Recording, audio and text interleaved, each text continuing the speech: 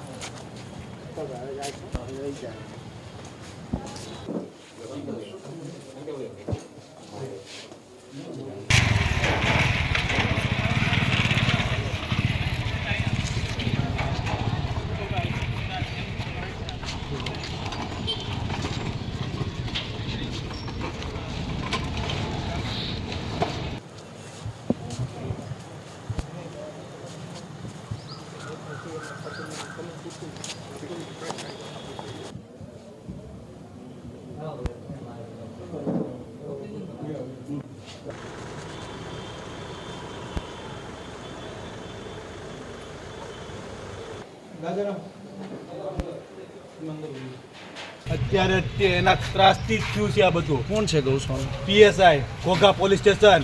અને શું થયું હતું ભાઈ? આ એને માનસિક ત્રાસ આપતો તો કેટલાય ટાઈમથી. અને બીજું શું થયું હતું? ઘણા વર્ષ લાસ્ટ 2-3 મહિનાથી માનસિક ત્રાસ આપતો તો એવડો એને પગલાં લઈ તો નકર હું લઈશ પગલાં. છૂટી ચેલેન્જ આપું છું હું.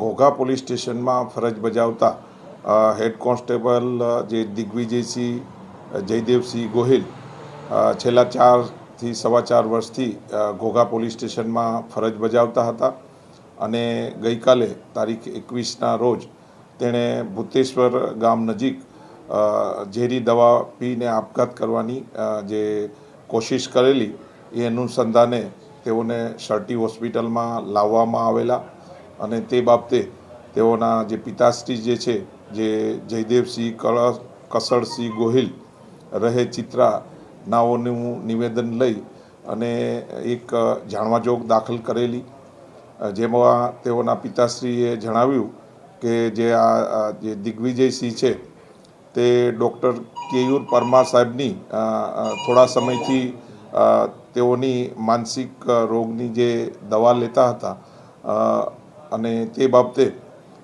તેઓની સારવાર ચાલુ હતી અને ગઈકાલે આપણે ઘોઘા પોલીસ સ્ટેશનમાં આ રીતની જાણવાજોગ દાખલ કરેલી અને આજે હેડ કોન્સ્ટેબલ દિગ્વિજયસિંહનું જે મૃત્યુ થતાં તેઓના પિતાશ્રીને બોલાવી અને તેની એક્સિડન્ટલ ડેથ લેવાની કામગીરી હાલમાં ચાલુ છે. તેમજ આ કામે મામલતદાર સાહેબને બોલાવી અને તેના રૂબરૂ ઇન્ક્વેસ્ટ ભરવાની કામગીરી બી હાલમાં ચાલુ છે.